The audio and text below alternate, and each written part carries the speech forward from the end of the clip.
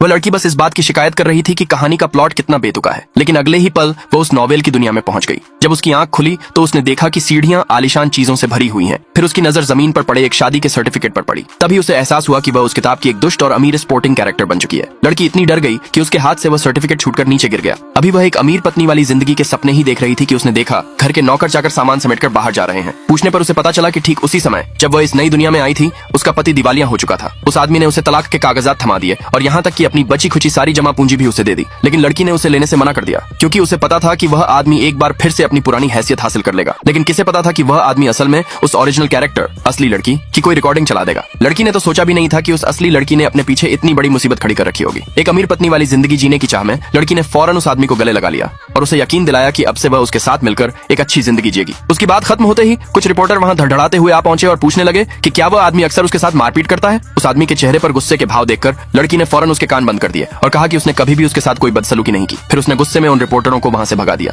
ये सब देखकर उस आदमी ने एक बार फिर उस लड़की पर भरोसा करने का फैसला किया। लड़की उसके साथ एक किराए के अपार्टमेंट में चली गई। किसे पता था कि वह न सिर्फ उस जगह से कोई नफरत नहीं करेगी, बल्कि वहां आने वाली अच्छी खासी धूप की तारीफ भी करेगी। घर की साफ सफाई खत्म करने के बाद उस आदमी ने देखा कि लड़की को चोट लगी हुई है, इसलिए उसने उसके पैर पर लगी चोट का इलाज किया। लड़की ने इस मौके का फायदा उठाकर उस आदमी का भरोसा और भी ज्यादा जीत लिया। कंपनी को बचाने की खातिर उस आदमी ने इस बात के लिए लड़की से माफी मांगी। वह आदमी हर जगह जाकर निवेश इन्वेस्टमेंट की तलाश करने लगा, लेकिन सामने वाले लोग तो बस उसे जलील करना चाहते थे। ठीक उसी समय जब वह आदमी गुस्से से आग बबूला होने वाला था, वह लड़की वहां आ पहुंची। उसने उस आदमी की तरफ से उन लोगों को खूब खरी खोटी सुनाई और फिर उस आदमी के हाथ में अपना बैंक कार्ड थमा दिया। ये सब देखकर वे लोग गुस्से में वहां से चले गए। बाद में पता चला कि उस लड़की ने उस आदमी का दिल जीतने के लिए अपनी सारी कीमती चीजें बेचकर उसकी मदद की थी। लड़की ने तो बाकायदा एक निवेश का समझौता पत्र इन्वेस्टमेंट एग्रीमेंट भी तैयार कर दिया था। ये सब देखकर वह आदमी अंदर तक भावुक हो गया। उसके बाद वह लड़की हर रोज घर पर बड़े प्यार से इंस्टेंट नूडल्स बनाकर खिलाती थी और वह आदमी कंपनी के लिए निवेश जुटाने में जी जान से जुटा रहता था और अपनी रोजमर्रा की जिंदगी की सारी बातें उस लड़की को बताता रहता था। उस दिन अचानक उस आदमी को एक क्लास रियूनियन में जाना पड़ा और उसकी किस्मत में लिखी नायिका भी वहीं मौजूद थी। वह लड़की निगरानी रखने के लिए तेजी से वहां पहुंची, लेकिन अचानक उसका सामना अपने एक्स बॉयफ्रेंड से हो गया। उसने कहा कि लड़की को अब तलाक ले लेना चाहिए